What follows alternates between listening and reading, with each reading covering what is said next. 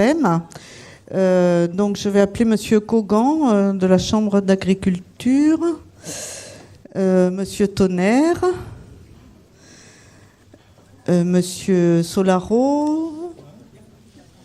Oui, vous vous asseyez. Monsieur Maubian, Monsieur Mélazin et Madame Guérin et Monsieur Baudu, pardon. J'écris mal, j'arrive pas à me relire. Donc ce que nous vous proposons dans cette deuxième partie d'après-midi, c'est d'avoir des témoignages d'acteurs qui interviennent dans nos territoires, que ce soit sur le Finistère, Morbihan, Ille-et-Vilaine, on n'en a pas, mais... Ah si, pardon, si. Voilà. Donc on a tous les départements bretons qui sont représentés. Voilà. Donc chacun va vous présenter son action au quotidien, et ensuite nous pourrons échanger avec eux, leur poser des questions sur la façon dont ils fonctionnent, les difficultés qu'ils rencontrent, comment ils voient l'avenir un peu de leur activité. Et donc je compte sur vous pour enrichir cette deuxième partie d'après-midi, et sur des témoignages qui seront certainement très intéressants. En tout cas, j'espère qu'ils vont vous intéresser.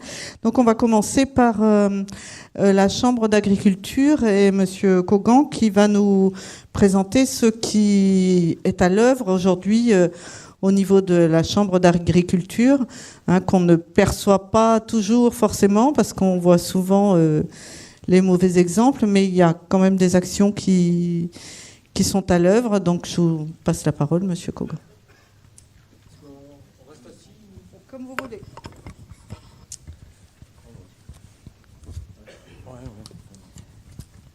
Donc, bonjour à toutes et à tous.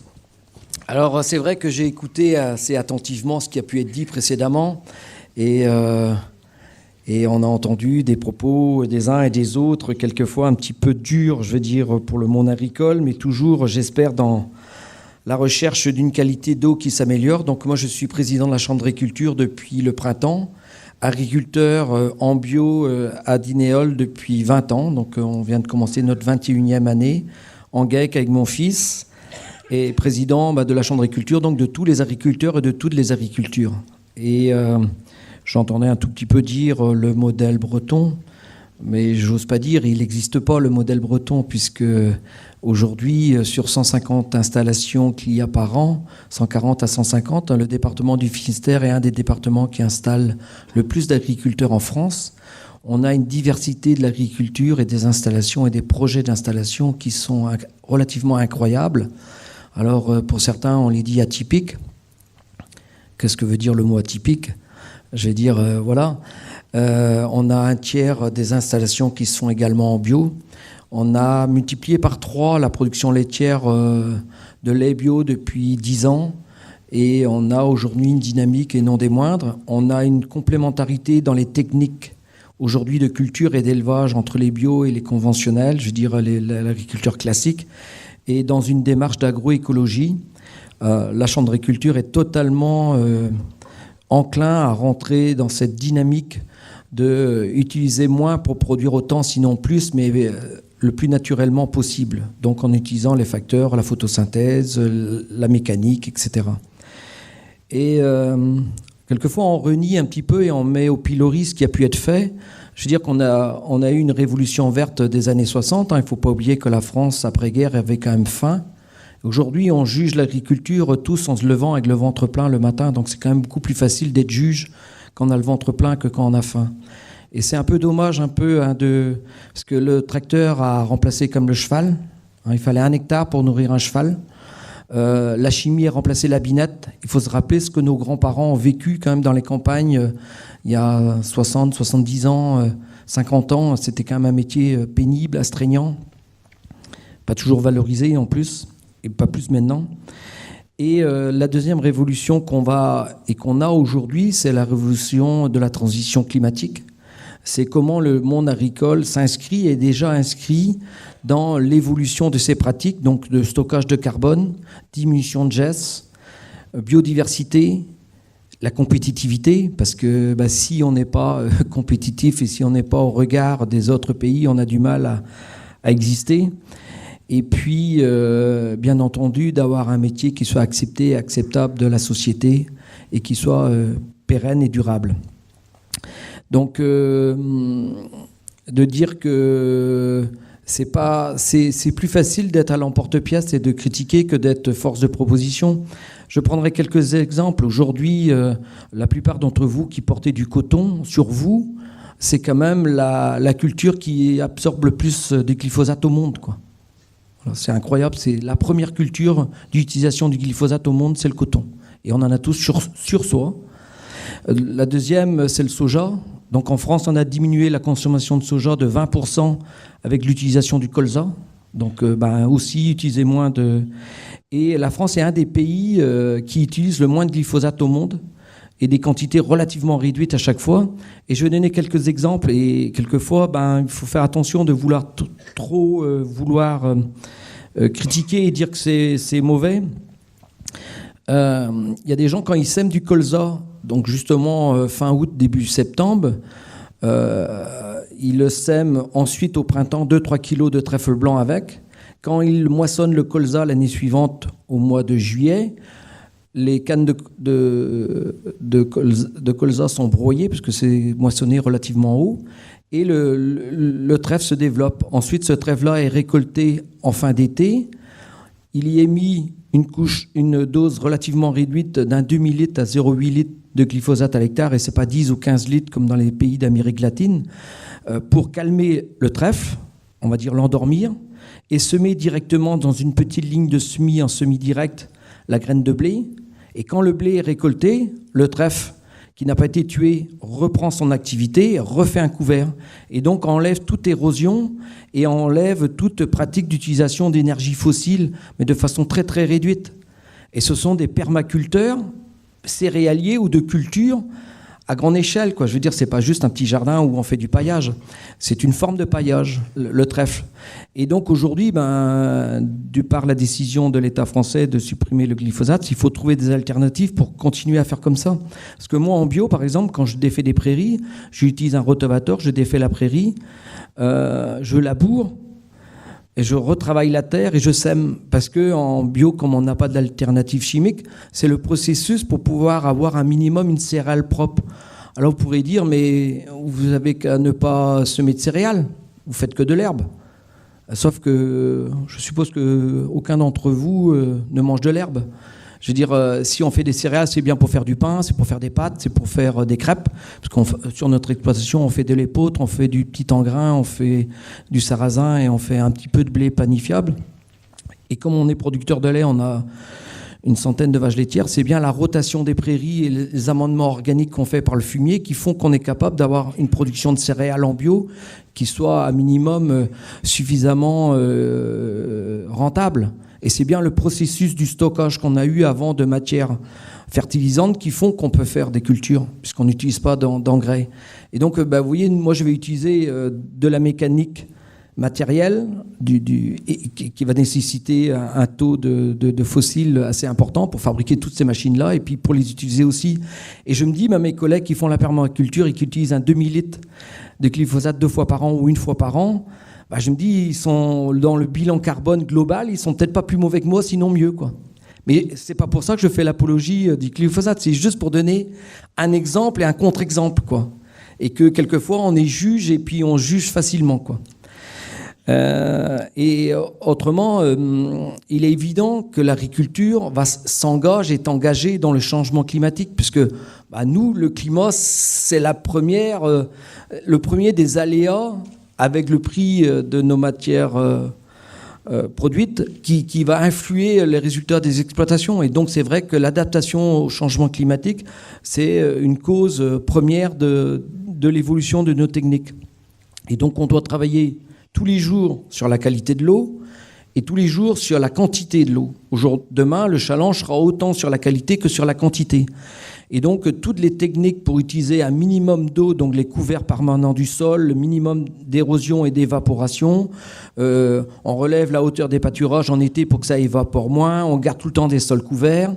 La mise en place de haies, aujourd'hui, les campagnes Bresse-Bocage et toutes les autres campagnes qu'il peut y avoir aussi avec le conseil départemental de plantation de haies, c'est bien dans cette démarche d'agroforesterie pour faire aussi des abris à la biodiversité, mais aussi empêcher de faire de l'ombre aux animaux, etc. Et donc d'empêcher aussi les déperditions lors de ruissellement et autres.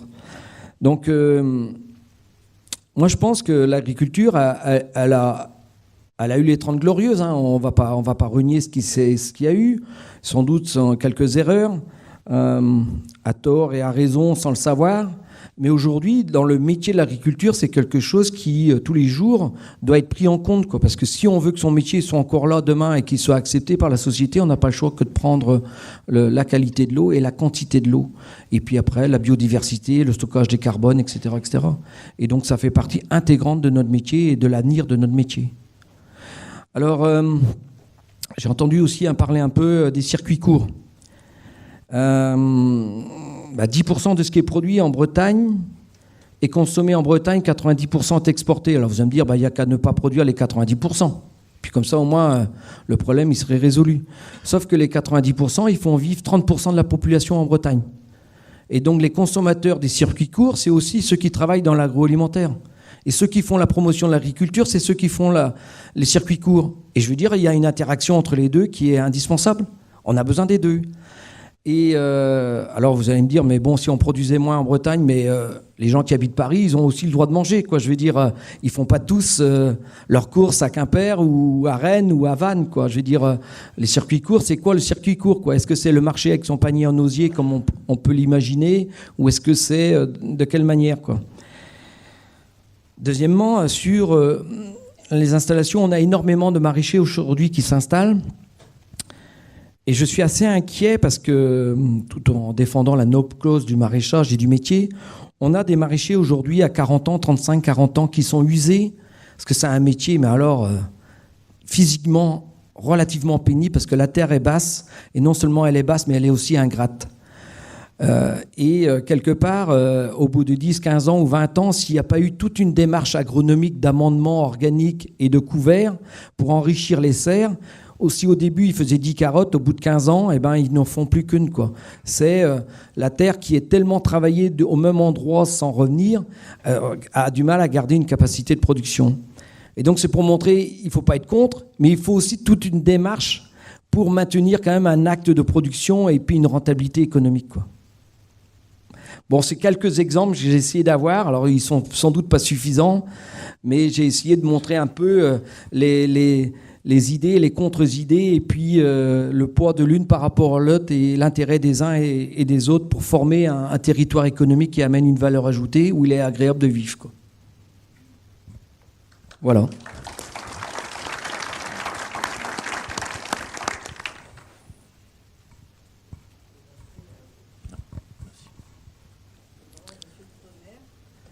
Donc bonjour à tous et à toutes.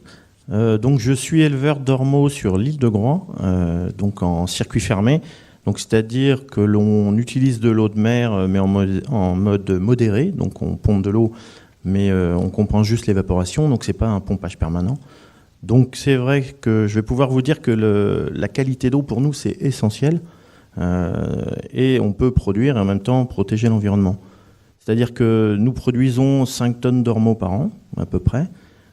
Donc nous ramassons des algues sur l'estran, autour de l'île de Groix, donc en pratiquant la jachère pour préserver la ressource et les éléments. Et donc après, tout est basé sur la qualité d'eau. C'est-à-dire que l'ormeau, c'est un animal un peu comme la truite en rivière. C'est un animal donc, qui est un indicateur. Donc s'il commence à disparaître ou s'il ne va pas bien, c'est que la qualité d'eau n'y est pas. Donc c'est un animal qui pollue peu, il a peu de déjections, il consomme peu d'algues. C'est un animal qui impacte peu son milieu. Donc nous, tout est basé sur les qualités d'eau. Donc on travaille dans toutes les commissions environnementales pour préserver. Donc on est en qualité A, hein, c'est-à-dire que l'eau de l'île de Groix est encore en A. Donc on surveille les coliformes et tous les éléments. Mais donc on passe beaucoup de temps à surveiller cette qualité. Et donc pour obtenir donc, un produit le plus sain possible. j'entendais, il est encore là, un collègue ostréiculteur. Donc on dépend de la conchyliculture également. Donc c'est vrai que nous sommes là pour vendre des coquillages sains et de très bonne qualité. Et notre souci essentiel, c'est la maîtrise et le maintien de très bonne qualité du milieu. On n'est pas là pour polluer ni impacter un milieu. D'ailleurs, pour anecdote, le peu d'eau que nous rejetons dans le milieu naturel, c'est-à-dire dans le port de l'île de Groix, est 5 fois plus pollué. Le milieu naturel est 5 fois plus pollué que ce qu'on rejette. Donc on fait des analyses tous les semaines, c'est obligatoire. Donc pour nous, la qualité d'eau est essentielle. Donc on parlait aussi de changement climatique. Là, ça va devenir un peu difficile dans les années à venir parce que bon, on voit bien, il y a des tempêtes un peu plus conséquentes. Avant, on avait des tempêtes régulières, mais pas forcément fortes. Là, aujourd'hui, avec les tempêtes que nous avons, donc l'érosion de l'estran et des algues, donc tout est lessivé et laminé depuis ces dernières années. Donc on a des difficultés, nous, à s'approvisionner en algues, alors qu'on respecte le milieu pour les collecter. Donc les bulbes et autres, donc nous sommes sur des algues rouges et des algues brunes. Donc là, ça devient, on voit beaucoup d'algues sur les côtes de nos jours. Là, ça devient un peu problématique. Donc là, on va arriver à une sommité d'algues et un manque d'algues, dont où sont tout le naissain et tous les animaux, tous les stades larvaires, pour tous ceux qui sont biologistes le savent, tout est dans les algues du bas estran. Donc tous les géniteurs, tous les petits animaux. Donc là, on se rend compte qu'il va y avoir des soucis pour les années à venir au niveau faune et flore, quoi. Donc nous, on travaille là-dessus. Donc on essaye de réguler un peu les volumes d'algues et que nos animaux aient quand même des algues et sans impacter le milieu. Donc là, ça devient embêtant. Et donc ce qui va impacter ce changement climatique sur le pH, on en parlait tout à l'heure. Donc là, c'est vrai qu'on voit un changement de pH régulier. Moi, ça fait 25 ans que je suis aquaculteur. Donc là, l'eau a réchauffé de 1,8 degrés en 25 ans. C'est un constat chez nous. Donc après, il n'y a plus beaucoup d'algues à part les mauvaises algues. Donc on n'est pas, nous, sur des algues vertes. On est plutôt sur des fucus ou des choses communes. Les algues un peu spécifiques disparaissent. Les chondrus, les palmarias, tout ça s'en va. Et donc il y a un changement réel, quoi. Voilà. Donc je pense qu'il va falloir se mettre tous ensemble autour d'une table pour un peu améliorer les choses. Donc ce ne sont pas forcément les agriculteurs les responsables. Je pense que nous sommes tous responsables de ce qui se fait. Voilà. Merci. Je ne sais pas si c'est moi. Pour répondre à ces enjeux de qualité de l'eau au niveau portuaire,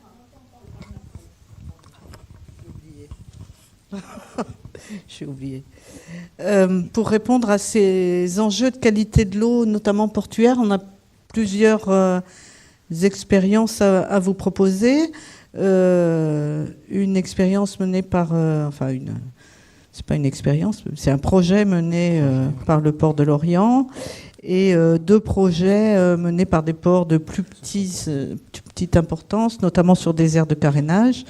Donc je vais demander déjà tout d'abord à Monsieur Solaro de nous présenter les actions qui sont engagées et projetées sur le port de Lorient pour améliorer la qualité de l'eau. Et ensuite, on parlera d'aires de carénage sur des ports ici dans le pays de Brest, notamment sur les abers, dont on sait que la qualité de l'eau est très sensible.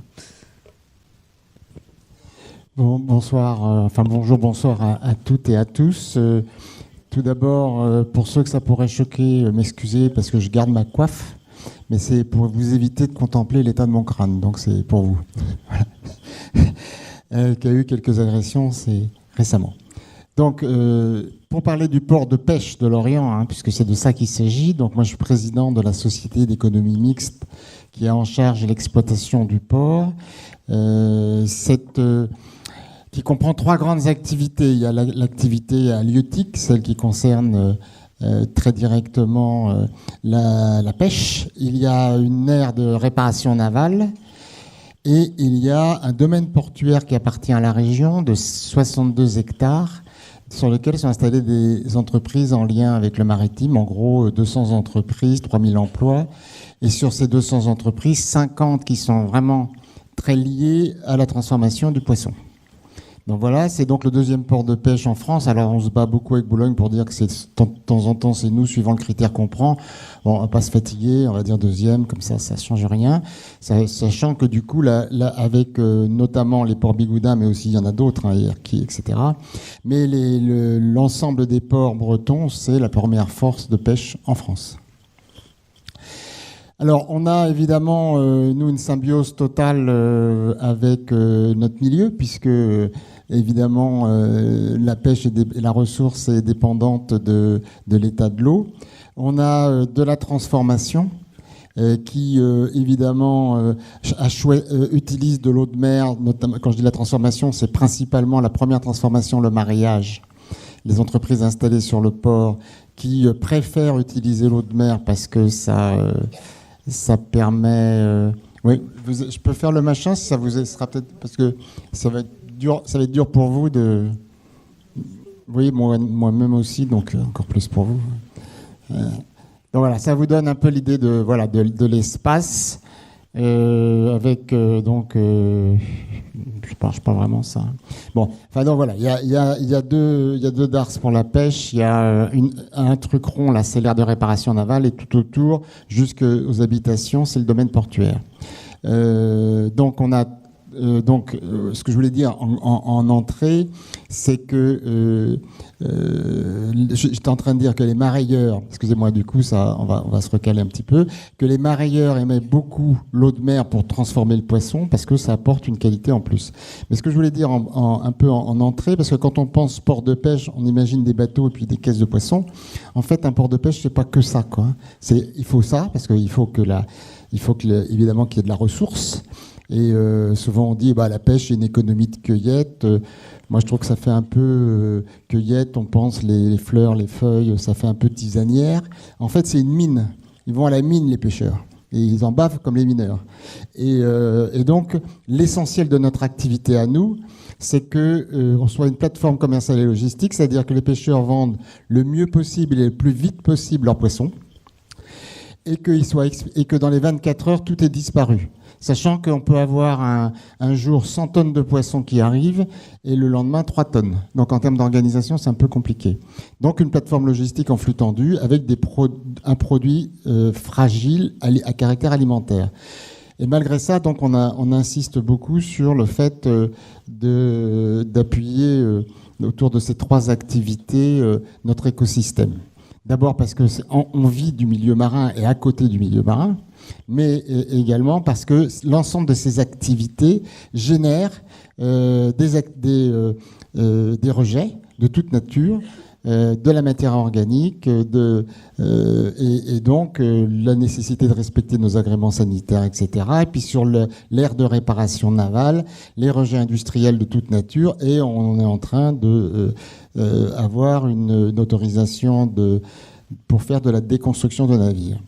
Et puis dans les entreprises qui sont sur le domaine portuaire, celles qui sont le plus proches de nous, comme les mareyeurs, sont sur notre réseau, et d'autres qui utilisent aussi de l'eau de mer la rejettent dans la station d'épuration de la ville. Et les stations d'épuration, pour ceux qui connaissent, ils n'aiment pas trop les ions chlorure, parce qu'à un moment donné, ça tue toutes les petites bactéries qui font l'épuration. Donc on est en saturation, il faut trouver une autre solution. Quant aux entreprises de notre réseau, aujourd'hui, elles utilisent l'eau de mer essentiellement pour laver le poisson. Donc on n'est pas dans des pollutions majeures, mais n'empêche que tout est rejeté aujourd'hui dans la mer, quoi. Alors certains disaient, oui, ça fait un peu de matière organique pour les mulets, mais quand même c'est un peu juste comme raisonnement. Donc on veut préserver cet avantage concurrentiel qui est de garder de l'eau de mer pour la transformation, à titre commercial et pour nos entreprises.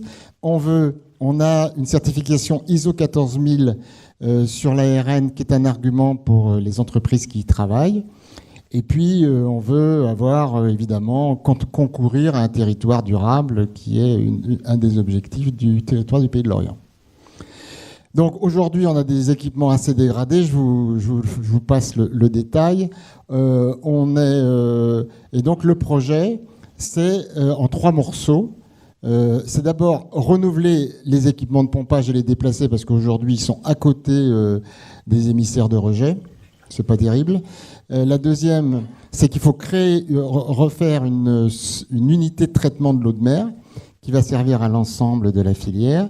Et il faut faire des travaux de distribution, parce qu'une fois qu'on a dit qu'on allait faire tout ça, il faut aussi faire refaire le réseau de distribution, parce que il faut sécuriser l'approvisionnement des usagers.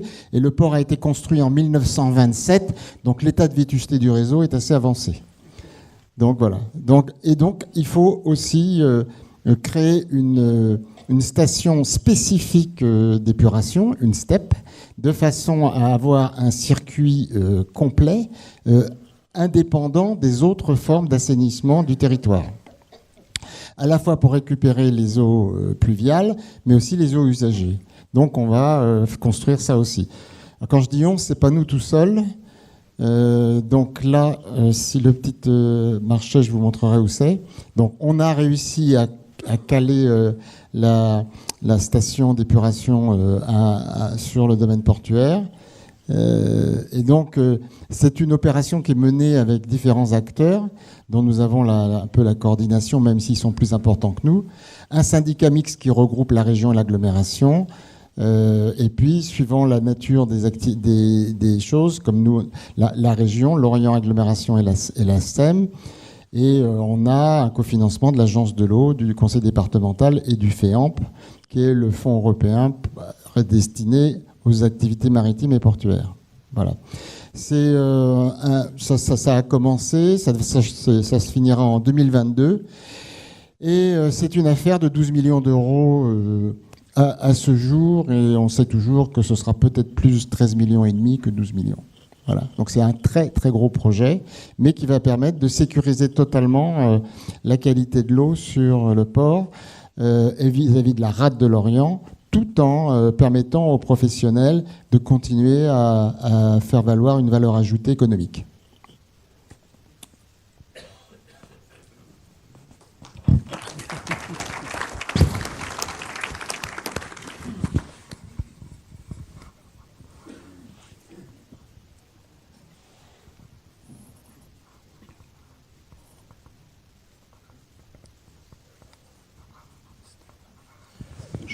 Je vais prendre la télécommande. Merci. Voilà. Rapidement. Donc la présentation par l'association des usagers du port de Paludène au pays de Brest, de leur projet d'aire de carénage, donc porté par une association. Merci pour votre invitation. Le port de Paludène est situé donc dans le Nord Finistère. Nous sommes dans le fond de la Bervrac.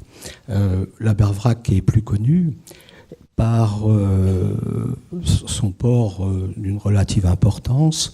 Nous sommes dans le fond de la Bervrac, situé sur la commune de Lannilis, entre donc Lannilis et Plouguerneau. Nous sommes à environ 20 minutes de mer par bateau. Les activités du port donc sont de 3 ordres. D'une part, une activité de plaisance, une activité marchande et enfin une activité ostréicole et conchilicole. Le port, c'est avant tout un port communal, mais nous avons au niveau du port une AOT pour l'association donc des usagers du port, et cette AOT nous a été attribuée pour la première fois en 1984 et permet d'accueillir environ 126 bateaux. Donc nous sommes une association de type 1901 et avec un conseil d'administration, avec un bureau, et nous disposons donc d'un certain nombre de moyens sur l'eau et de moyens sur terre. Alors notre mission principale, c'est donc la gestion de ces lignes de mouillage qui permettent donc d'accueillir principalement des bateaux de plaisance, mais aussi nous avons 2 pêcheurs professionnels qui font partie de notre association, soit donc dans la totalité 7 lignes de mouillage. Nous avons donc pour cela des moyens sur l'eau. Nous avons 2 petits bateaux de servitude et nous avons fait construire, il y a maintenant 2 ans, une barge par le lycée Vauban de Brest qui nous permet d'effectuer les travaux maritimes, c'est-à-dire de relever les corps morts, de relever les chaînes et de rentrer les bouées plus facilement. Au niveau des moyens à terre, nous avons passé, il y a 6 ans maintenant, une convention avec la commune de Lannilis qui nous permet nous réunir dans un bureau, et nous avons aussi 2 hangars qui nous sont attribués, qui nous permettent de ranger le matériel, qui nous permettent de ranger les bateaux, et qui nous permettent d'effectuer l'hiver les travaux de maintenance et les travaux d'entretien. Alors la problématique du port de Paluden, on va certainement la retrouver dans d'autres ports, concerne bien évidemment le carénage. Nous avons 3 possibilités.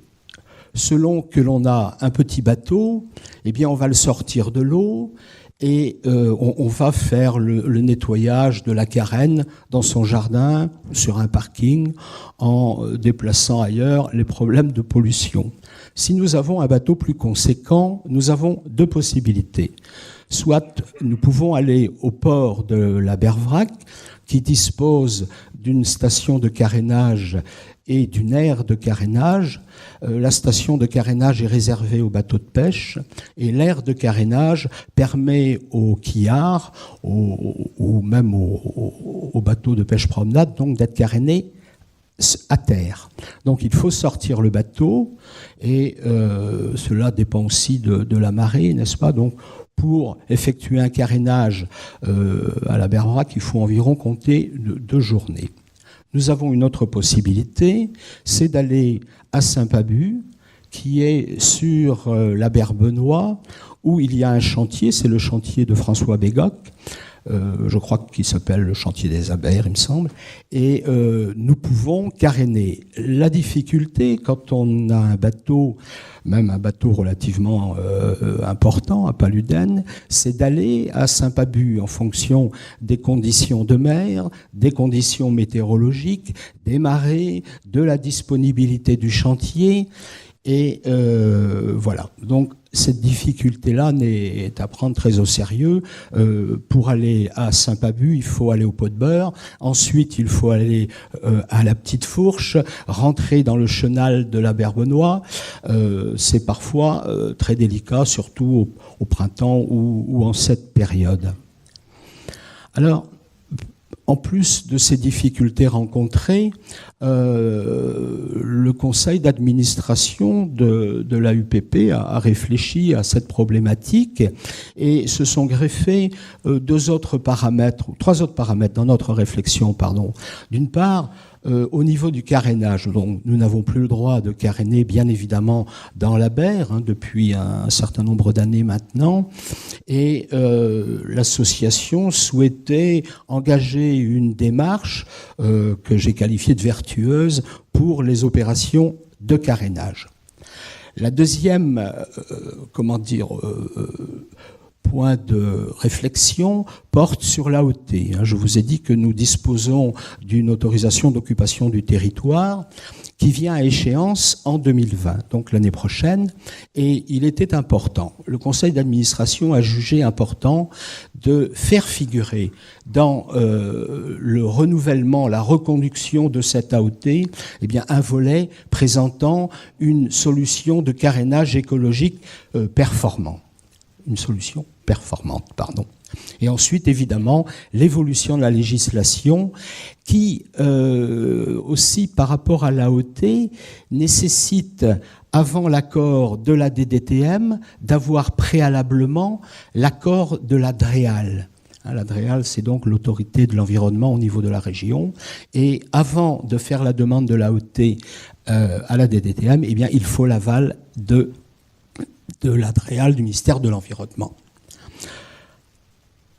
Alors, quelles étaient nos exigences ? D'une part, les moyens à mettre en œuvre devaient s'inscrire dans la configuration du port. Nous ne voulons pas créer une aire de carénage loin du port qui nécessitait des déplacements importants. Ils ne doivent pas non plus perturber les manœuvres des grands bateaux. Vous avez vu tout à l'heure que les cargos viennent à Paluden et les grands voiliers aussi. Nous avons l'association du Père Jaouen qui a 2 grands voiliers qui vient régulièrement. Le système doit être simple à mettre en œuvre et ne pas bouleverser les habitudes des plaisanciers. Le système doit répondre bien évidemment aux normes en vigueur. Il ne doit pas avoir incidence ni sur l'environnement ni sur le voisinage. Et enfin, son coût doit être raisonnable. Alors le projet, donc, comme je vous l'ai dit, sera implanté à proximité immédiate des lignes de mouillage. L'installation ne doit pas perturber l'activité commerciale. Il faut éviter les grutages et les manutentions. L'ensemble de filtration et de traitement de l'eau devra être implanté dans un bâtiment pour ne pas qu'il y ait d'atteinte à l'environnement.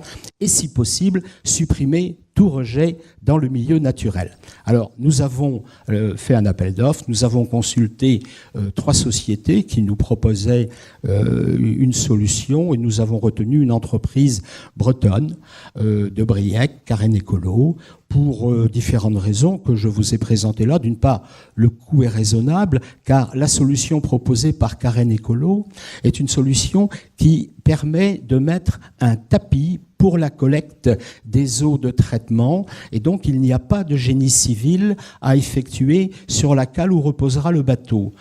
En ce qui nous concernait, le génie civil représentait 100 000 euros de dépenses. Donc il était totalement exclu que nous nous engagions dans ce chantier. L'implantation donc sur structure existante d'un tapis, comme je vous le disais, la simplicité du traitement des effluents et de son entretien, et enfin, zéro rejet dans le milieu naturel, ce qui fait que l'on s'affranchit d'un certain nombre de réglementations et d'autorisations. Alors le projet d'implantation tel qu'il va se faire, nous avons sur le côté de la berre, nous allons avoir 2 tapis qui vont accueillir donc les bateaux pour le carénage, et sur le côté gauche, le long d'un chemin, nous allons implanter tout le système de filtration et de traitement d'eau dans une cabane, un petit cabanon qui appartient à la UPP. Voilà. Je vous remercie pour votre attention.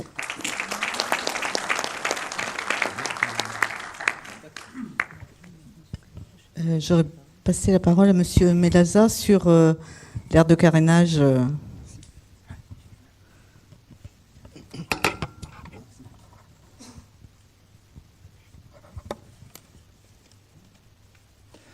Bonjour, donc Raymond Melaza, je suis également le maire de la commune de Lagny-le-Duth. Là, je vais vous parler donc du port de la Berry-le-Duth. Le port de la Berry-le-Duth, c'est un seul port, mais qui représente 4 communes et 3 sites portuaires. Alors, les sites portuaires, c'est Ploirzel, qui a également un ponton, un aménagement. Lampol Ploirzel, cher à notre président, pour ne pas que je l'oublie, également, et Lagny-le-Duth. La situation géographique de la Berry-le-Duth, pour ceux qui ne connaissent pas, donc c'est situé pas tellement loin de Brest, assez proche de Brest, 25 km, et également c'est le dernier port, comme on dit, le plus proche d'Ouessant, et le dernier avant d'arriver à l'Amérique. Vous voyez, on se rapproche de l'international. Donc la présentation du port de la Berry-le-Duth, comme je viens de dire, donc c'est 3 communes que je viens de citer, Ploirzel, Lampol Ploirzel et Lagny-le-Duth. Et donc c'est aussi, il y a 2 projets, je dirais même 3 projets d'installation d'aires de carénage et d'autres pour rendre donc les eaux plus propres pour tous les navires, que ce soit les navires professionnels, plaisanciers, transport des îles également, parce qu'il y a un départ des îles en saison vers Molène et Ouessant, et également pour les petits et gros bateaux. Donc, ce qui est prévu, ce que vous voyez, le rectangle bleu, l'aire de carénage, donc ce sont des bateaux qui peuvent venir soit par remorque, individuellement avec l'individu, avec le plaisancier ou le professionnel, ou autrement, ça peut également être enlevé de l'eau avec une grue que vous voyez près du point rouge. C'est une grue qui est au pied du point rouge, donc ce qui veut dire également, comme disaient nos collègues tout à l'heure, il y a également un transport à faire, soit à la grue, c'est une grue mobile, ou également avec une remorque. C'est pour ça qu'il y a différents systèmes que vous allez pouvoir voir, que je vais vous présenter, pour que tout le monde se retrouve dans cette fameuse aire de carénage pour rendre cette eau plus propre que tout le monde le souhaite, bien évidemment. Donc, sur l'aire de carénage, le rectangle noir, c'est donc l'unité de traitement. C'est toute petite usine qui recycle toute cette eau, ces eaux sales, de carénage simplement, et qui est ensuite remise directement à l'eau et dans l'usine. Donc, ce sont tous les déchets, par système de filtrage que je vous montrerai tout à l'heure, qui gardera donc tous ces alluvions et déchets qu'on peut récupérer quand on carène. Ensuite, plus près de l'eau, il y a un petit ponton. Il y a un petit ponton qui est marqué. Il y a aussi une pompe de récupération des eaux grises et des eaux noires qui est fonctionnelle depuis cet été. Donc tous les gens de passage ou les professionnels, parce qu'on sait très bien que les Guadeloupéens partent très tôt, que j'ai oublié de vous dire aussi que la Nidut, c'est le premier port de débarquement d'Europe des algues. On parlait d'algues tout à l'heure. Et que l'Ampol-Plouarzel, c'était le plus grand, ou moins un des plus grands ports de gabarier qu'il y avait en France, d'ailleurs, je peux dire. Donc, il y a toujours des bonnes activités professionnelles. Et au XVIIe siècle, la Nidut, c'était aussi le premier port, ou un des premiers ports de France de cabotage. C'est-à-dire que tous les riches marchands de vin s'arrêtaient à la baie Réduite avant d'aller distribuer toute leur cargaison dans le nord de l'Europe. Voilà, donc pour vous dire que les eaux grises sont également récupérées, et également les eaux de fond de cale, on dit les eaux de toutes les huiles, parce que ce soit les fameux appareils qu'on appelle le Scooby-Doo pour récupérer les algues, pour pêcher les algues et laminaires, ou que ce soit les peignes, il y a beaucoup de flexibles qui bien sûr ne résistent pas, donc il y a beaucoup d'huile de cale très grasse ou de fioul qui passent par ces mêmes unités, et c'est un système de filtre qui récupère tous ces eaux, tous ces déchets, avant d'être rejetés dans le circuit, dans le réseau d'eau d'assainissement. Donc les eaux grasses sont nettoyées avant d'être rejetées dans le réseau. Les eaux grises, ce sont des eaux de vaisselle, de nettoyage, et les eaux noires, ce sont des eaux de toilette. Donc ça va donc au réseau d'assainissement, d'une part. Et ensuite, le point rouge, vous voyez, donc c'est un projet qui va être fait aussi au courant de l'année 2020 pour récupérer, lorsque les pêcheurs, les gros bateaux, aux environs de 50 tonnes, puisque la grue peut lever aux environs de 50 tonnes, vont être déposés sur la cale, vont être nettoyés, et il y aura un système qui va partir donc du point rouge jusqu'à l'unité de traitement, que vous voyez, qui traversera donc le quai entièrement, et toutes les eaux seront traitées, et simplement les eaux propres sont remises dans le port, et les déchets ensuite seront récupérés par filtre. Le petit point bleu également, c'est une unité de nerf de carénage mobile. Parce que le port de la baie Réduite, il y a quelques temps, je ne sais pas si vieux que ça, il y a 4 ans, était géré sous forme de syndicat, un syndicat intercommunal de 4 communes. Et depuis les diverses circulaires qu'il y a eu, donc tous les syndicats se sont retrouvés soit un autre mode de fonctionnement. Ici, c'est la communauté de communes qui a pris la gestion du port de la baie Réduite. Donc il y a une unité de carénage qui va dans tous les petits ports. Donc, il y a 14 communes portuaires dans la communauté, il y a une vingtaine de petits ports. Donc, suivant la demande, les associations de plaisanciers demandent, et c'est le capitaine du port de la commune, le capitaine du port de la baie Réduite, qui va avec cette unité mobile qui fait tout, entièrement tout. Il suffit de mettre une bâche, comme on dit tout à l'heure, avec des bourrelets, genre de petites piscines. Donc, tous les eaux sales sont retraitées dans cette petite unité, et l'eau propre est remise au port. Et ensuite, ce sont des filtres qui sont envoyés à nettoyer par la suite dans une société brestoise, parce qu'ils sont ici près de Brest. Voilà je vous ai représenté rapidement ce qui se passera et ce qui se passe sur le port de la Nidut, mais également sur le port de l'Ampol-Plouarzel, à Port-Scave, de l'autre côté de la rive. Il y a également une autre façon de caréner. Donc il y a la partie que vous voyez hachurée, c'est une cale en pente. Donc il y a une saignée qui est réalisée au fond de la cale avec un petit carré noir, où est installée la pompe pour récupérer les eaux. Donc les bateaux, bien sûr, vont sur l'aire de carénage, comme vous voyez. Et donc le plaisancier, généralement, sont des plaisanciers qui mettront leur bateau. C'est suivant les moyens de chacun, ce qui veut dire qu'à marée haute, ils amènent leur bateau. La mer descend, ils carènent, ils nettoient. Et la fois suivante, ils seront obligés de s'arrêter parce que lorsque l'eau de mer arrivera au niveau du V très rouge, tous les systèmes de pompe s'arrêtent. Donc il est bien obligé de s'arrêter suivant la hauteur et le niveau de la marée. Et les eaux grises et les eaux sales, disons, sont récupérées soit dans une tonne, qui sera amenée à traiter également dans le système de la NIDUT, ou également dans l'unité mobile que je vous ai vue, que je vous ai parlé tout à l'heure, qui fait tout le traitement sur place. Ce qui veut dire que la communauté de communes a pris en charge la totalité pour rendre la qualité de l'eau, disons, de meilleure qualité, à part au port du Conquet, qu'on peut également faire que pour les plaisanciers, parce que le Conquet, c'est un port régional. Donc, c'est à la région de gérer. Tous les autres ports donc, sont gérés en grande partie par la commune, par la communauté de communes, et mis à disposition des moyens pour que chacun se retrouve. Bien sûr que, comme on disait tout à l'heure, s'il faut prendre un coup de grue et faire venir ensuite une remorque, si on met des prix qui ne sont pas attractifs, ben, le plaisancier n'a pas envie de venir caréner son bateau. Il restera plutôt le faire comme il faisait autrefois, puisqu'il n'est pas non plus le bon exemple. Alors voici la filière de traitement que je vous ai montrée tout à l'heure, là, dans le rectangle noir. Le point A, bien sûr, c'est là où on reçoit les eaux directement, là où est le petit bonhomme, c'est l'aire de carénage, ou alors les eaux qui vont arriver des autres ports dans la tonne. Et ensuite, elle va suivre tout le cycle, hein, des suites des cuves de rétention et des fameux filtres et qui sont nettoyés.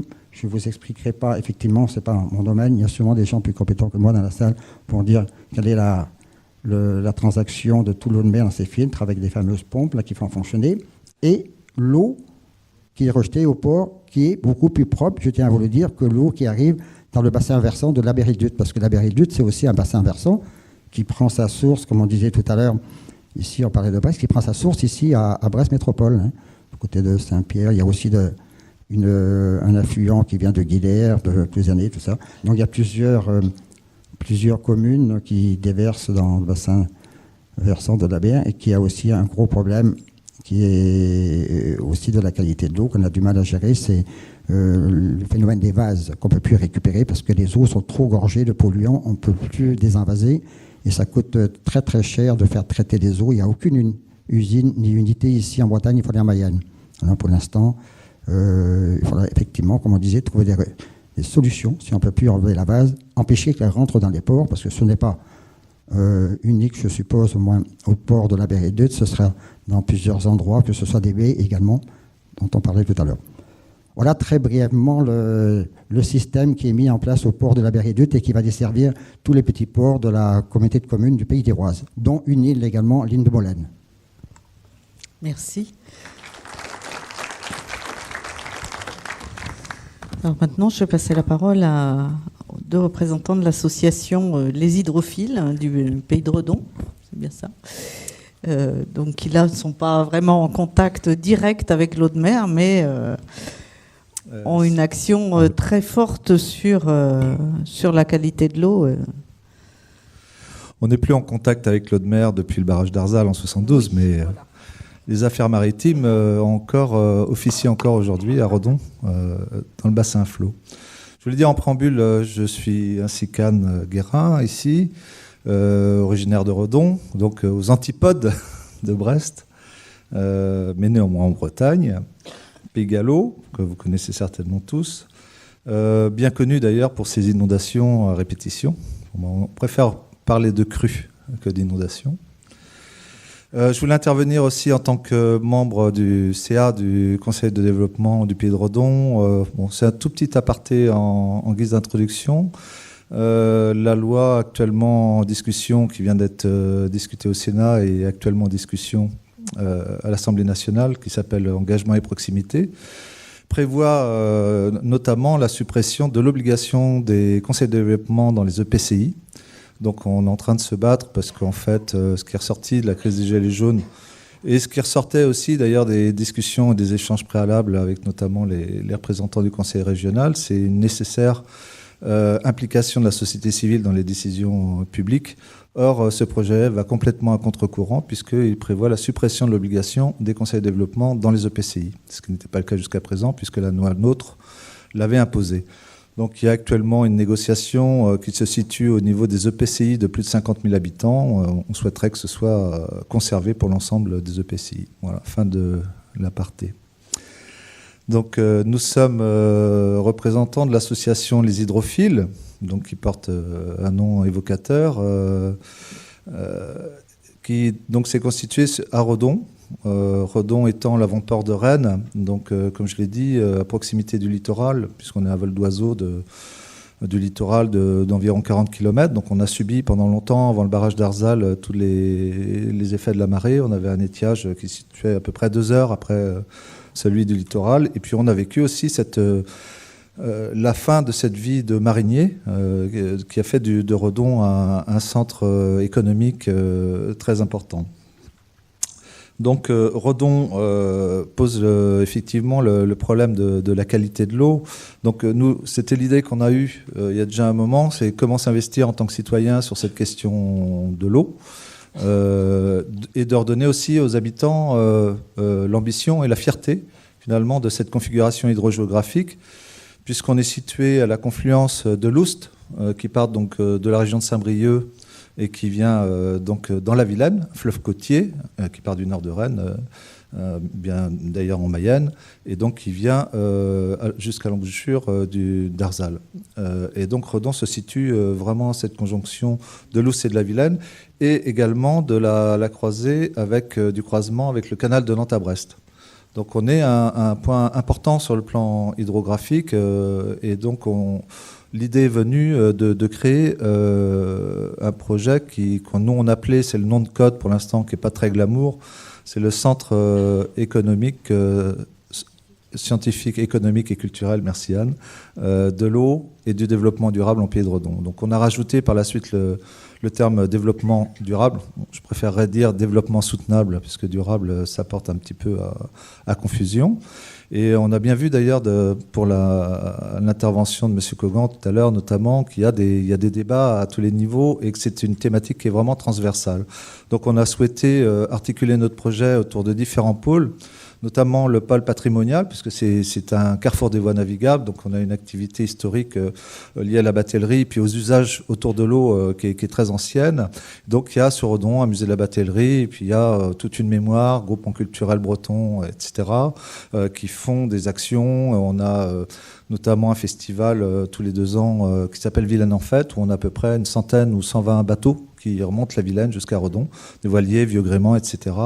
Donc cette mémoire est encore très vivante, mais on souhaitait aussi l'orienter sur on a parlé tout à l'heure de médiation scientifique, et donc à l'instar des centres de culture scientifique, technique et industrielle qu'on appelle les CCSTI. D'ailleurs, Océanopolis est un CCSTI. À l'origine, je ne sais pas s'il a toujours ce statut.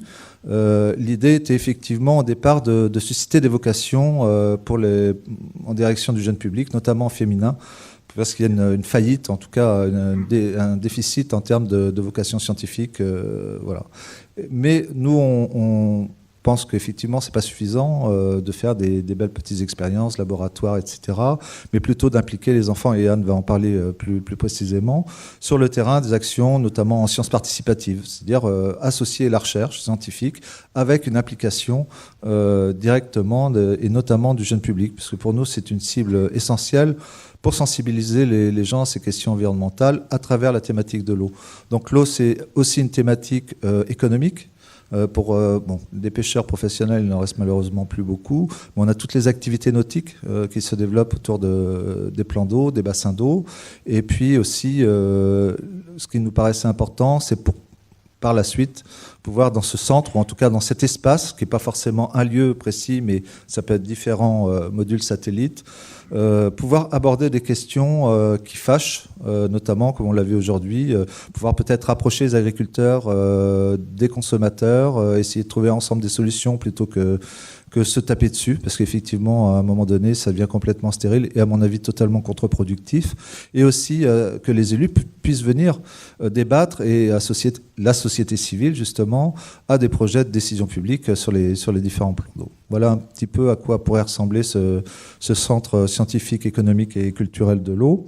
Alors, il s'inscrit dans un projet, excuse-moi si ça va, dans un projet actuellement de requalification urbaine qui s'appelle le projet Confluence, qui est un projet assez ambitieux qui prend en compte l'espace naturel sensible qui se situe au sud de Redon. On a une grande chance à Redon, c'est d'être en milieu de marais. On a beaucoup de marais qui nous entourent, ce qui a permis à Redon, finalement, son défaut est devenu une qualité, il va devenir de plus en plus un atout, de ne pas s'être trop développé, minéralisé, avec des zones industrielles, etc. Alors que c'était une ville industrielle au départ, grâce justement à cette situation de carrefour des voies navigables. Donc aujourd'hui, c'est devenu une chance. Et donc ce projet Confluence, qui est porté par le territoire, pas seulement la ville de Redon en étant le fer de lance, s'articule aussi sur l'espace naturel sensible, qui est donc grand espace de marais, je ne sais plus combien... Tu pourrais dire le nombre d'hectares peut-être, Emmanuel, tu t'en rappelles plus. C'est à peu près 1000 hectares, hein, je crois, un truc comme ça. Et donc, les zones Natura 2000, donc ça c'est une grande richesse. Et puis qui intègre aussi l'avenir, le devenir de la zone portuaire également. Et donc, on souhaite, nous, s'intégrer. On a réussi grâce à ce projet, puisqu'on officie, on fait du lobbying, alors on pourrait l'appeler LE', B-E-I-N-G, on est amateur de jeux de mots. Disons qu'on a fait pas mal de lobbying auprès des élus pour que justement on regarde à nouveau l'eau comme un atout et non pas quelque chose qui est un repoussoir, qui est un facteur de crainte. On considère vraiment que c'est un atout. Et donc, dans le plan guide de ce projet Confluence, l'un des 4 axes majeurs a été décidé par les élus, effectivement, que l'eau soit valorisée. Alors, et nous, notre rôle maintenant, c'est de dire, OK, on valorise l'eau, mais il faut que l'eau soit de qualité. Or, il se trouve que sur notre territoire, bon, de fait, effectivement, de zones de captage impactées par l'activité agricole, notamment, hein, sans vouloir faire de polémique, on a des seuils de qualité qui sont, des seuils qui sont supérieurs au niveau de qualité, et donc ça pose une problématique par rapport à la qualité de l'eau qu'il faut absolument reconquérir ensemble. Et donc on essaye, nous, avec les élus, en tout cas c'est une proposition de l'association des hydrophiles, c'est d'être un centre de ressources pour pouvoir discuter, dialoguer avec les élus sur cette question de la qualité de l'eau. Le président actuel, le coprésident avec Anne, est un directeur de recherche sur la qualité de l'eau au CNRS, donc ça tombe bien. Je te passe le micro. Oui, donc comme l'a dit Christian, moi je suis coprésidente avec Gérard, qui est un peu on trouvait ça intéressant d'associer un scientifique, et puis moi je suis animatrice, donc je travaille dans l'éducation populaire depuis une vingtaine d'années. Et pour résumer un peu le projet des hydrophiles, qui, en reprenant un peu ce qui a été dit dans la première partie, est un projet issu de la société civile qui veut aborder d'une manière systémique un peu la question de l'eau, parce que c'est un atout, c'est un enjeu, c'est le pétrole de demain. Enfin, et comment la conviction qui nous réunit tous au sein de cette association, donc il y a l'association des plaisanciers, il y a ceux qui subissent les inondations, il y a des habitants, il y a un pêcheur professionnel, il y a des gens qui sont plutôt sur le tourisme. On essaye de fédérer tous ceux qui sont sensibles à l'eau.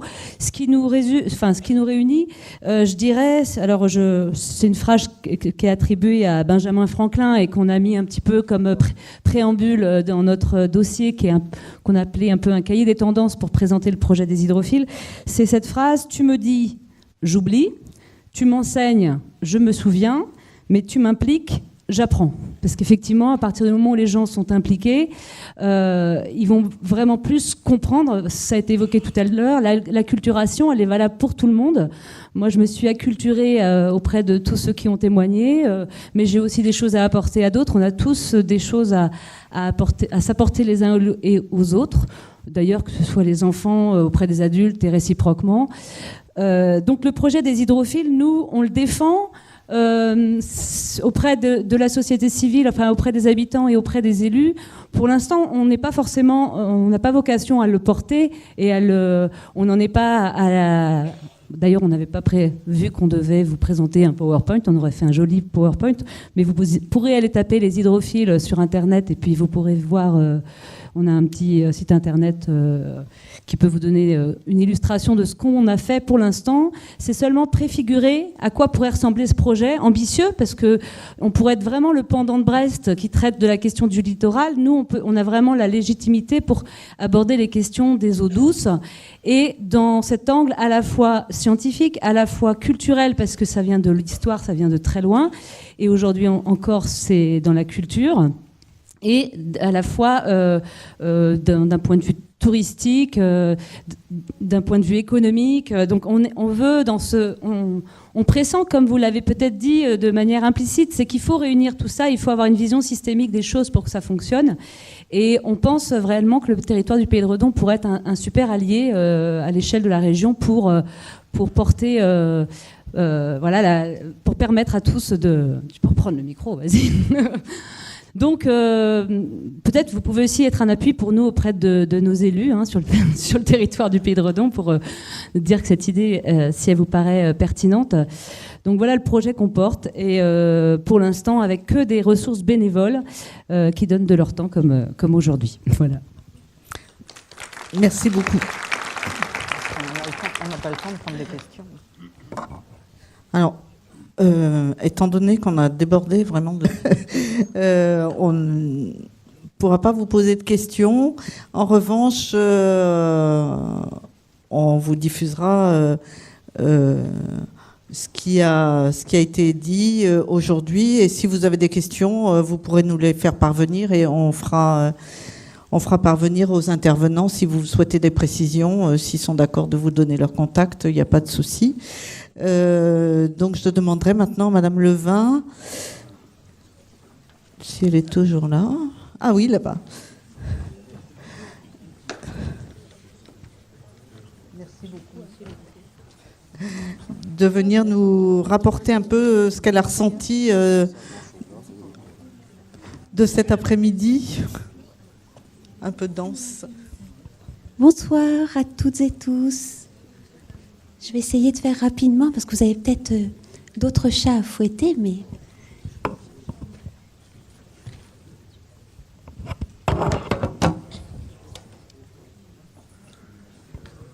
Bien, donc bonsoir à toutes et à tous. Donc, je m'appelle Alix Levin, je travaille à l'UMR à Murs à Plouzané et donc je suis chargée de recherche au CNRS.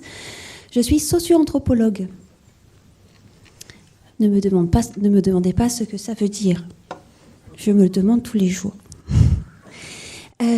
Donc il me revient à l'issue de cette demi-journée passionnante de proposer une mise en perspective des échanges. Alors j'ose pas dire une synthèse parce que tout cela se fait à chaud. Je suis très heureuse de m'y atteler. Par contre, j'ai la conviction que je n'y parviendrai qu'imparfaitement parce que les prises de parole ont été très riches et elles mériteraient qu'on s'y repenche à tête reposée. Donc merci de votre indulgence et de votre compréhension. Mais je crois que vous pouvez aussi me remercier, indépendamment de la qualité de mon intervention. Et vous savez pourquoi ? C'est parce que grâce à moi, nous passons la tête haute le seuil des 25% de présence féminine à la tribune.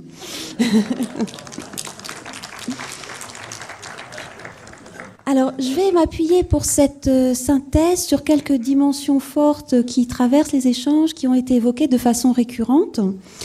Lors de la table ronde, bien sûr, mais également des témoignages que nous venons d'écouter. Alors, premier point que je voulais souligner, nous sommes ici à des assises citoyennes qui mettent en relation assez directement les enjeux de protection de la ressource en eau avec le caractère littoral de nombreux territoires à l'échelle régionale. Et ça peut paraître à la fois simple et naturel en 2019. Nul parmi nous n'a questionné cette relation et son importance sur le fond, donc on pourrait dire c'est de l'ordre de l'acquis. Et pourtant, je pense que nous voyons bien, quand même, nous percevons les uns et les autres à quel point il est difficile de problématiser ces relations complexes de façon satisfaisante et à quel point cela peut présenter encore un caractère frustrant. Sur le plan biophysique, tout d'abord, les relations entre eau douce et eau côtière et plus généralement avec la qualité des écosystèmes côtiers paraît évidente. Et pourtant, plusieurs interventions, dont celle de Maëlle Turiès, ont évoqué les caractéristiques assez particulières de la Bretagne sur ce plan. La brièveté du cycle de l'eau notamment, et les temps de réponse des bassins versants, et du coup aussi la dépendance des territoires à la qualité des eaux de surface qui a bien longtemps fait prévaloir la question de la potabilité de l'eau, enfin de la disponibilité de la ressource en eau potable sur d'autres questions liées à l'eau. A été également évoqué sur le côté maritime l'irréversibilité de certaines dégradations et notamment le piégeage de polluants dans les sédiments, qui est une question latente sur différents territoires. Ce qui n'a pas été directement abordé, c'est le nombre très important de territoires qui sont arrosés par des bassins versants de petite taille et qui créent en fait une interdépendance entre les zones côtières et leur immédiate arrière-pays, qui est un facteur favorable à la mise en place d'une gouvernance partagée à échelle humaine. On a vu à l'inverse combien l'organisation de cette gouvernance pouvait être complexe. Jean-Luc Barbeau l'a évoqué un petit peu en filigrane sur des territoires plus grands comme la baie de Saint-Brieuc. Donc de la source à la mer, tout le monde n'est pas égal, je dirais, devant cette situation et la construction de cette continuité et de cette solidarité sur le plan politique. Troisième point que je voulais évoquer avec vous, on retrouve aussi des spécificités locales dans l'histoire politique et économique de la région, qui étaient un peu en filigrane de différentes interventions, à la fois sur scène et dans la salle. Et c'est un poids, cette histoire-là, qu'il est parfois plus pratique d'euphémiser pour ne pas désespérer Billancourt. Une économie régionale donc qui s'est appuyée depuis les années 50 sur une revendication de désenclavement, une ouverture, une modernisation économique reposant en gros, et pour simplifier, vous me le pardonnerez, sur 3 piliers. Un tourisme littoral qui repose sur une qualité exceptionnelle de l'environnement, etc. L'économie maritime et l'élevage et la production maraîchère intensive dédiée à l'exportation. Les territoires littoraux sont évidemment au cœur des tensions qui ont pu apparaître au fil du temps entre ces 3 secteurs d'activité. Et je suis bien placée pour le savoir, travaillant depuis une dizaine d'années sur la question des marées vertes.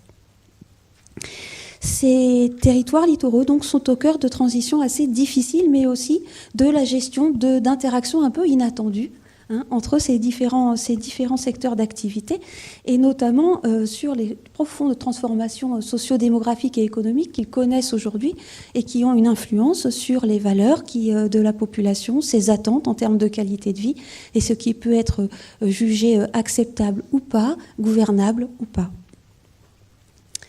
Autre point qui a été souligné par plusieurs interventions, c'est sur ces différents secteurs, que ce soit le tourisme littoral, l'économie maritime ou l'agriculture, les profondes transformations qui ont été vécues tant à terre qu'en mer dans ces secteurs-là.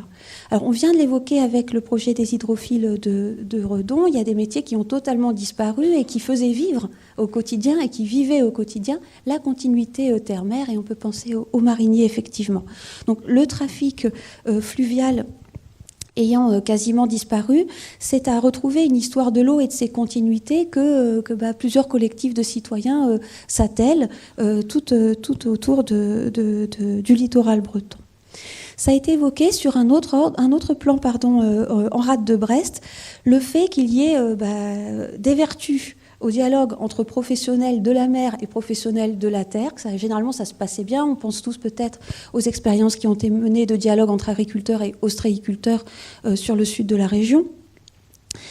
Ça peut se passer aussi du côté du tourisme, et pourtant, on voit bien que ce n'est pas systématique ni automatique. D'une part, parce que ces secteurs d'activité maritime sont bien souvent fragilisés, voire, on l'a dit en rade de Brest, parfois pratiquement en voie de disparition.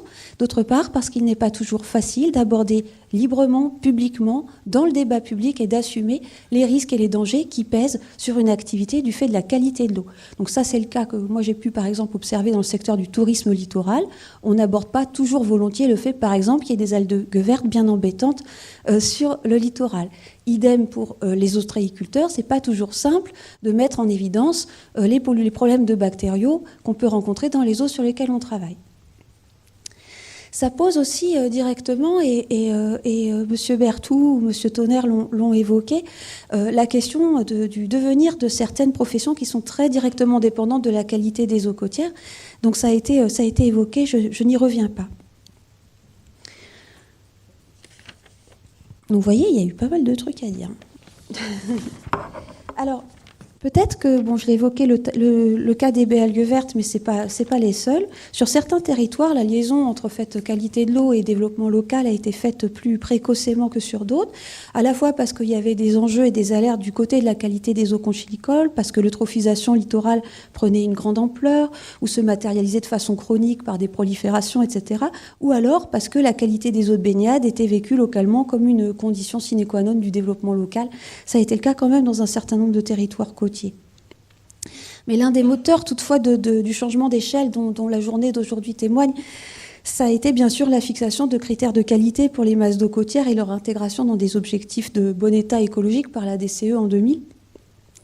Et donc voilà ce à quoi on se retrouve aujourd'hui. On se retrouve dans une situation où c'est bien par l'environnement qu'on rentre dans ces questions d'activité littorale et de développement local.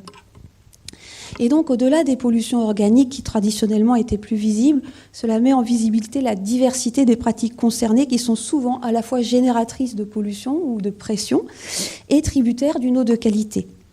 Et donc, ça oblige à surmonter cette séparation qui se maintient, plusieurs des intervenants l'ont souligné, entre les activités qui sont inféodées au littoral, donc les activités relevant dites de l'économie maritime, même si on la prend au sens large comme M. Kerwas, et puis celles qui, de fait, influencent le fonctionnement et le devenir du littoral, en étant parfois assez loin de celui-ci, et c'est le cas, bien sûr, de l'agriculture. Cette segmentation, beaucoup l'ont souligné, elle se voit à la fois dans les relations entre les acteurs, mais également dans les politiques publiques et également dans la production de connaissances scientifiques, où on a des communautés et des façons de travailler qui ne mettent pas toujours en évidence, y compris sur ces dynamiques politiques et sociales, le continuum terre-mer. Et on a vu à quel point c'était une demande et une attente que cette segmentation de l'espace se réduise. Alors, cinquième point que je voulais évoquer, donc on est sans doute plus qu'ailleurs en Bretagne concerné par une liaison entre qualité de l'eau et économie littorale qui est structurante et stratégique. Je dirais que c'est depuis à peu près une quinzaine d'années. Mais ça pose, c'est un étonnement donc de ma part, c'est-à-dire que ça nous paraît normal aujourd'hui qu'un débat de ce type ait lieu, mais ça conduit en fait aujourd'hui, ce dont on a parlé les trois quarts du temps, c'est de développement en général. On n'a pas forcément parlé tout le temps de littoral et d'eau. Et ça gênait personne. Donc on peut dire c'est bon signe, dans le sens où ça veut dire on accède peut-être à un niveau de problématisation un petit peu large. Mais ça pose aussi question parce que il y a quelque chose de récent et de spécifique dans la façon dont on relie ces deux dimensions aujourd'hui. C'est lié à l'entrée environnementale. Et Jean-Luc Barbeau l'a dit lors de la table ronde. Il a dit à la fin, c'est le milieu naturel qui décide. Et je suis pas sûre que tout le monde soit d'accord avec ça aujourd'hui.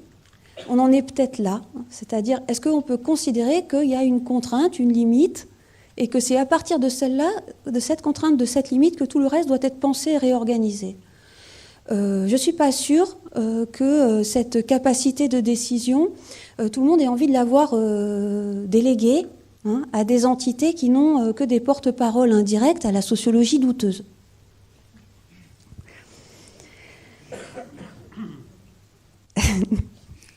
Je me fais rire moi-même, c'est déjà bien.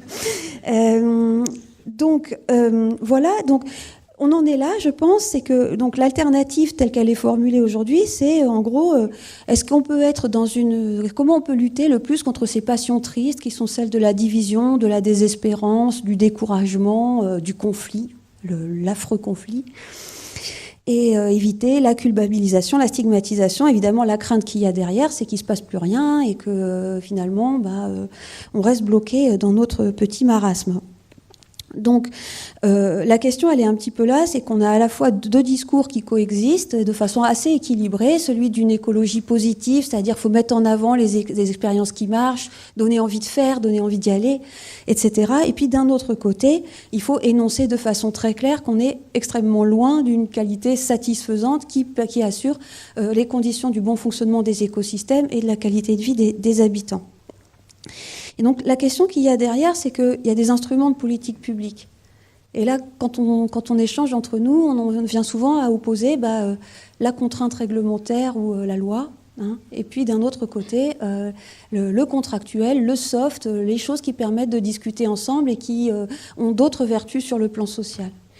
En fait, quand on écoute attentivement les interventions, on voit bien que cette dualité ne résiste pas à l'analyse et que c'est que l'un permet l'autre et que sans une application concertée de la loi, on n'arrive pas forcément à grand-chose, mais si la loi si la contrainte n'est pas formulée explicitement, on n'arrive pas à grand-chose non plus. Donc, voilà.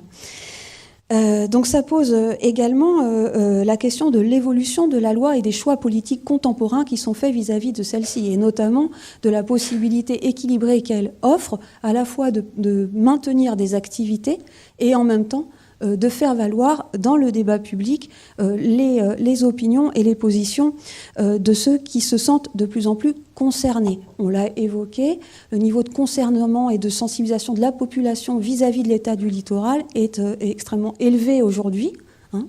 On observe dans toutes les enquêtes sociologiques qui sont menées une élévation rapide de ce niveau de concernement, et il est fort probable qu'on observe également une océanification, on pourrait dire ça, de la préoccupation écologique à l'échelle globale, y compris chez des populations qui n'ont un rapport qu'épisodique avec le littoral. De ce côté-ci, les territoires littoraux et les acteurs du littoral ne sont pas que des acteurs de leur territoire, mais sont aussi des ambassadeurs auprès de populations plus lointaines de la protection de ces milieux. Alors, pour terminer, du côté des citoyens, que se passe-t-il ?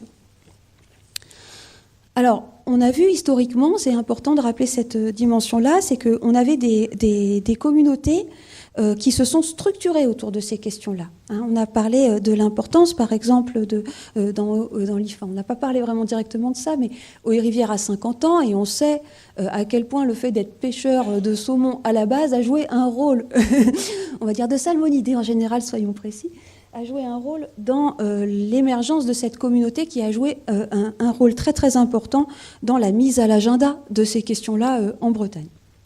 On a vu aussi que certaines communautés structurées, et notamment des communautés professionnelles, avaient pu œuvrer dans un sens ou dans l'autre pour obtenir une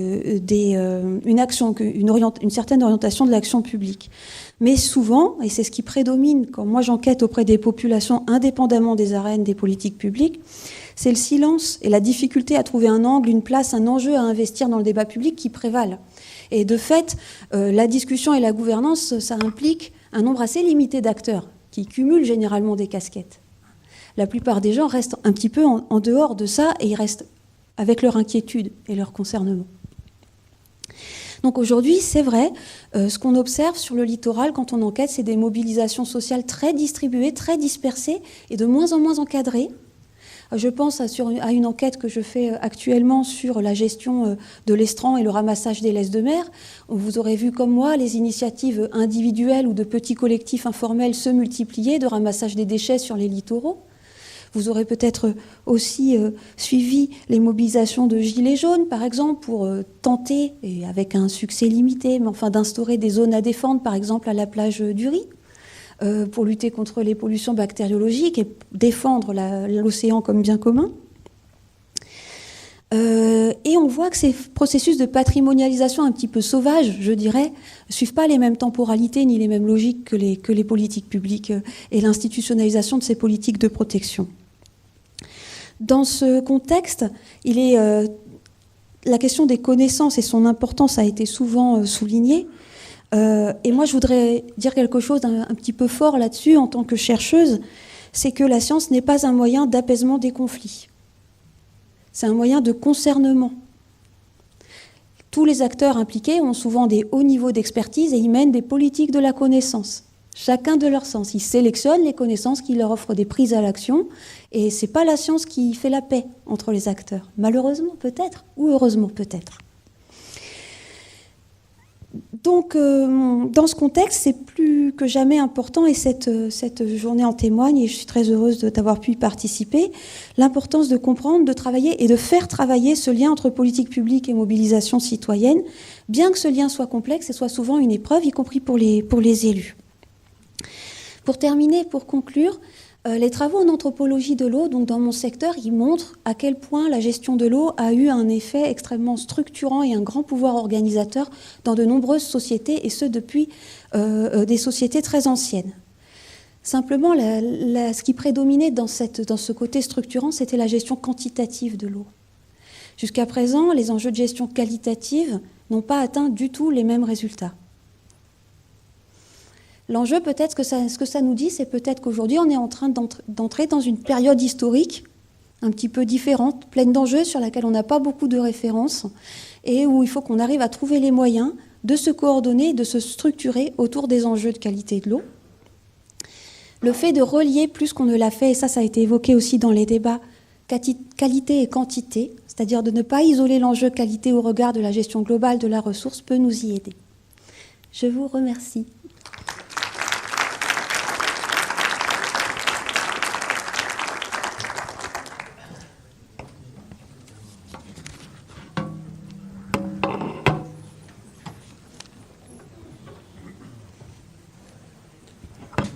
Bon, malheureusement, on a dépassé un peu l'heure. Ça veut dire que les débats étaient très intéressants aussi.